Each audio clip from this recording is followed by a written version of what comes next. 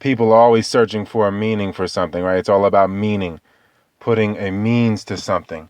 Oh, you mean this much to me. Everything is about having a purpose or a meaning. Again, pure posing or purpose is just about making your body more comfortable with this paradox, of course, because you're basically trying to rationalize something to make the body, of course, which is the rational, it speaks to the rational side of the brain, of course, the auditory mind, that is the body.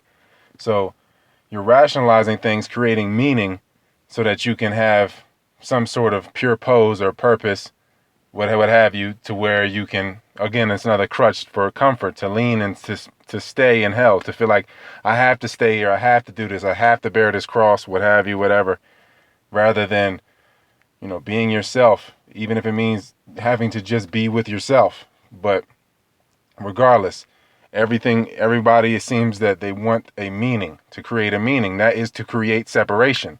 To define something is to create separation. You encapsulate something in a word or in a concept, and that is a means to something. That's saying like, oh, I love you, you're mi amor, which at some level I like that as far as Latin is concerned. You kind of can't trick the people speaking it because they're saying me as in the body. The body loves, not necessarily I love. But let me digress a little bit. It's about encapsulating things in a definition to rationalize it for comfort. And of course, that just gives everything a false sense of meaning, a false sense of separation, a this or a that, because you're giving it a meaning, you're defining it, you're encapsulating it, you're quantifying it so it has a border.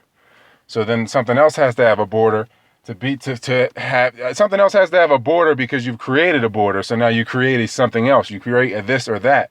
And this is the paradox of the inhale exhale or the duality. So this is why we're getting even beyond the breathing aspect of it. Because again, there is no necessity. And the air, of course, is still a necessity because we've created it as such.